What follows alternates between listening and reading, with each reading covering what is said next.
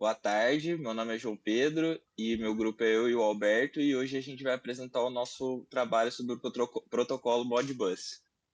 E o nosso trabalho foi com foco na utilização em CLP, no nosso caso a gente usou o Siemens S7200 e o Servo Drive Dynamics V90. Aqui a gente dividiu em algumas partes, né? Introdução, alguma explicação básica do protocolo Modbus, alguma aplicação dele, depois as características do CLP, depois a apresentação do servo drive e do servo motor que a gente usou, e por último as nossas conclusões e referências.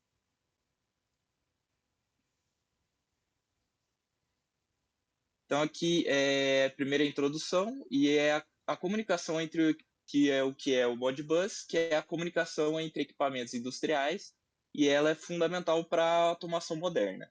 O Modbus é um protocolo simples, confiável e amplamente utilizado. E neste trabalho a gente escolheu focar na integração entre os dois dispositivos que eu já mencionei, e a gente vai destacar as especificações técnicas e conexões, o funcionamento e as aplicações e como funciona a comunicação via Modbus. E a ideia central é mostrar como os protocolos padronizados permitem ser mais eficiente, mais flexível a comunicação entre eles.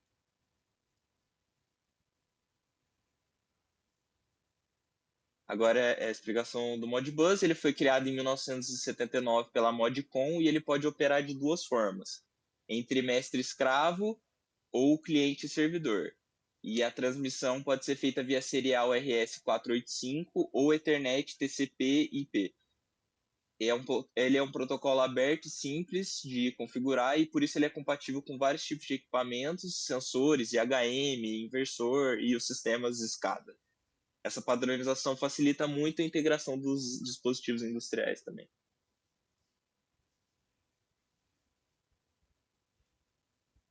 Agora a gente vai falar um pouco das aplicações, né?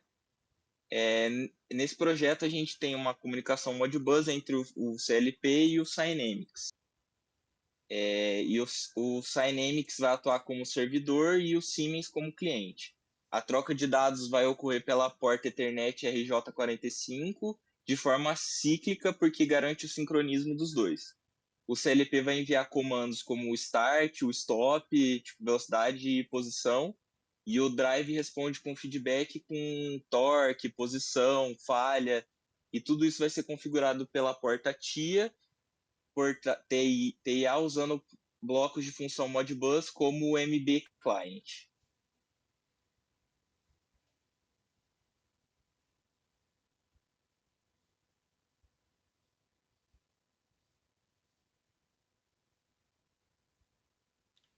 Da onde você parou? Você parou no nada.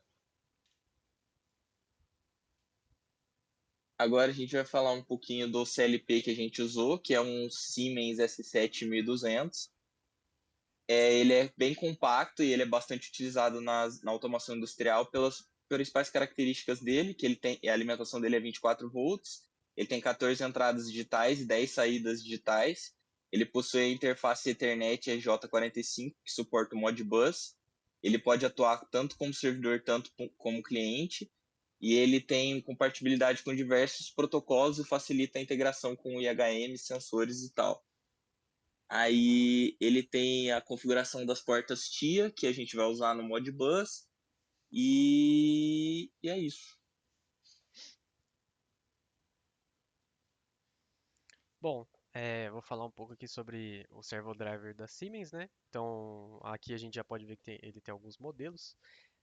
O sistema em si do Cynamics seria um conjunto, né, do drive junto com o servo motor, mas aí é só uma questão de você comprar qual modelo você quer, né, basicamente. O preço ele varia, né, de 4.500 a 5.000 no conjunto. Então, passando para suas especificações mais técnicas, por assim dizer, né?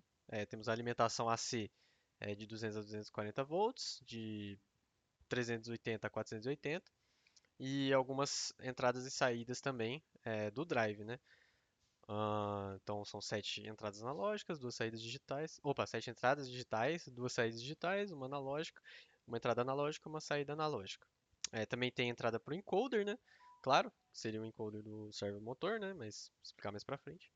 E também tem o motor brake dedicadas.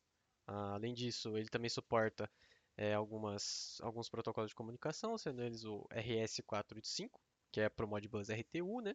Ali ele coloca a versão PTI, que eu já vou explicar. Também suporta Profinet, o Ethernet RJ45, né?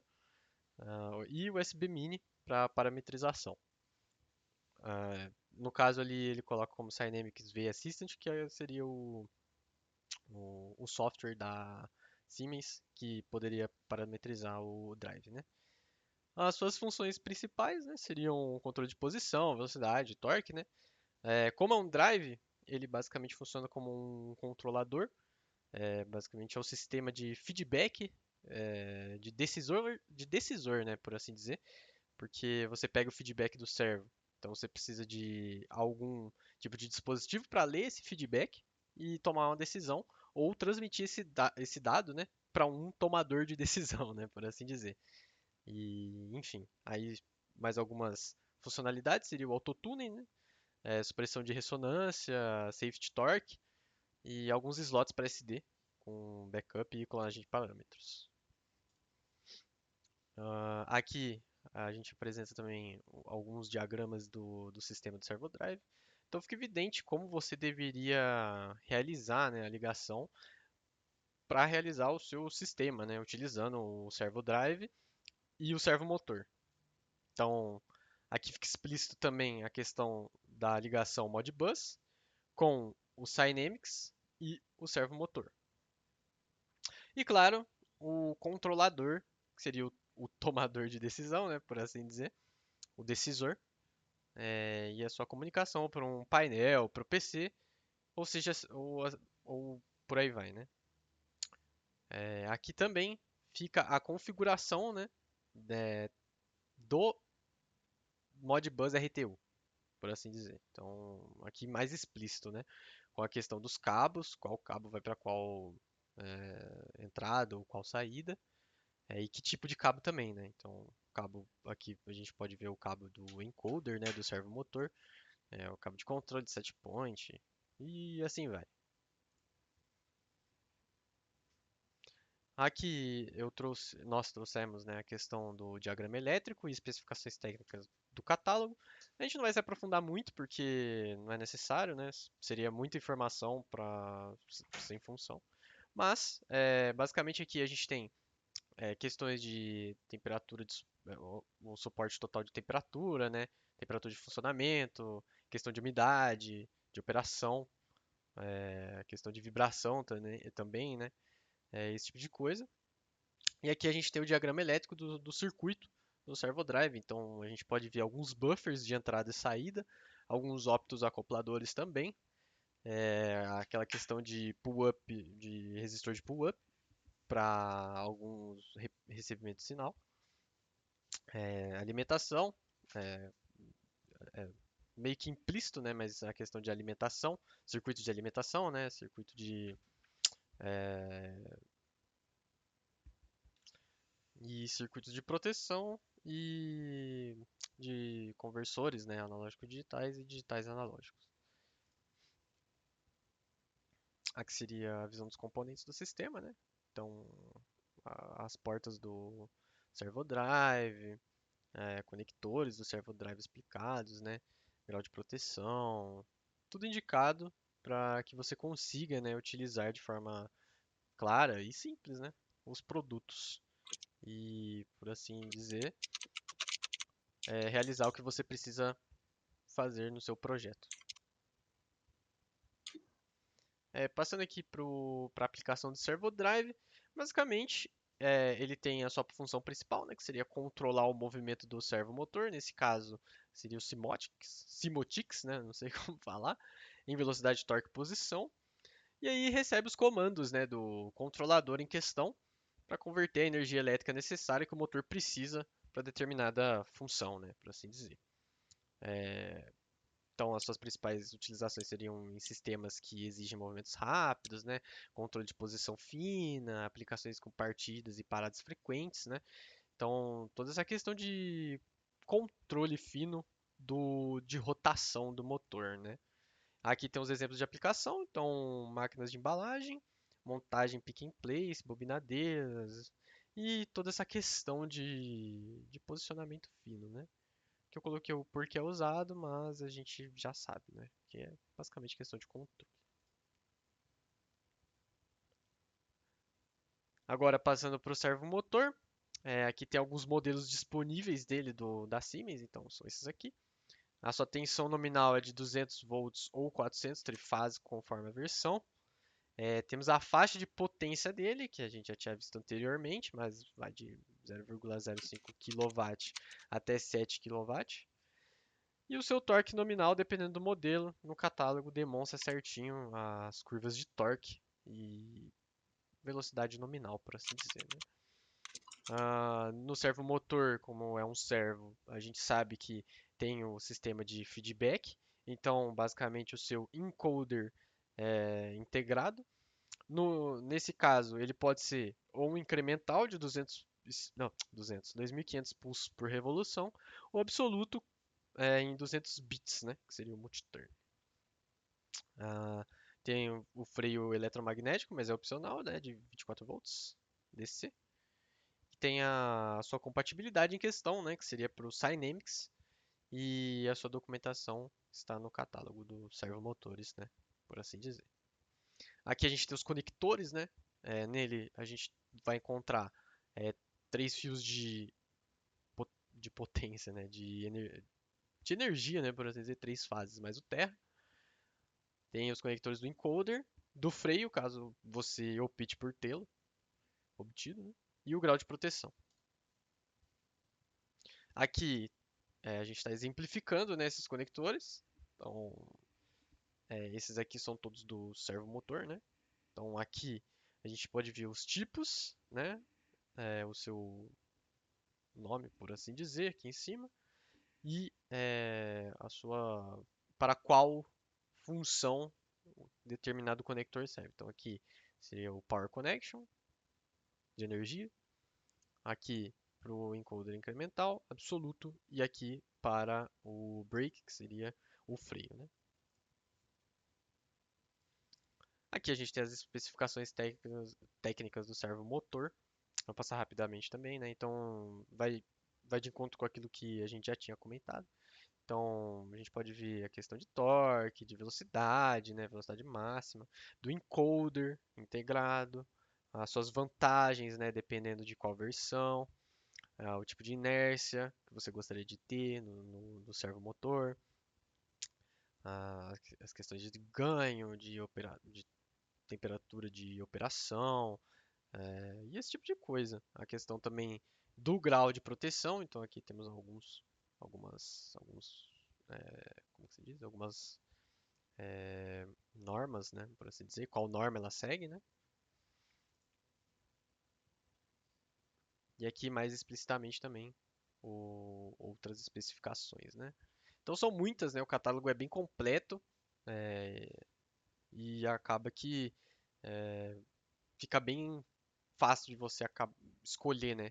Qual servomotor você precisa para sua determinada aplicação. Na aplicação do servomotor não diferencia muito, né, do servodrive, porque eles são basicamente é, como se fosse inseparáveis, né, Conjunto, por né? assim dizer, o conjunto. Então, um precisa do outro. Então, as funções são bem parecidas, né? A diferença é que o servomotor ele converte a energia elétrica que o drive oferece para ele no movimento mecânico, né, de forma rápida e precisa, dependendo do que você precisa, né? Então, basicamente, ele fornece torque constante e resposta dinâmica a variações de carga, né? E aí, as suas principais utilizações, né? Então, atuam em sistemas servoacionados. Então, para você realizar operações que exigem um posicionamento exato com alta repetibilidade, ou seja, aqui a gente está falando explicitamente, né, de, por exemplo, um braço robótico. Então, o servomotor ele acaba sendo um ótimo produto para isso, né? Então, também é um equipamento com ciclos rápidos e necessidade de resposta instantânea, né? Aí aqui tá as aplicações, não muda muito, né, do servo motor, não, do servo drive, né, que a gente viu anteriormente. E porque é usado, a gente já comentou, então é isso. Agora, dar uma passadinha rápida para a nossa conclusão. Então, a gente conclui que o Modbus ele se destaca por ser um protocolo simples, que ele é confiável e muito utilizado na automação. Quando a gente usa protocolos padronizados Modbus, a comunicação entre os dispositivos é mais eficiente, se torna mais fácil, é mais fácil de mexer, é mais fácil de integrar o sistema todo. E esse estudo mostrou bem como a conectividade é essencial dentro do conceito da indústria 4.0. E além disso, a gente trabalha com equipamentos compatíveis com Modbus, a gente ajuda a reduzir os custos e padroniza os projetos e garante a interoperabilidade entre os diferentes fabricantes, né? Então, que nem aqui a gente usou o servo de uma marca e o CLP de outra, e isso não tem nenhum problema, porque os dois possuem o protocolo. E mesmo com algum surgimento de tecnologia mais modernas, o Modbus ainda é muito utilizado, justamente porque ele tem muita confiabilidade e simplicidade no uso, né? Agora, também só rapidinho as nossas referências, né? Só para deixar escrito. E, por último, muito obrigado, professor, por assistir o vídeo aí. Muito obrigado, Espero que Muriel. goste. Essa foi a nossa apresentação, espero que tenha gostado.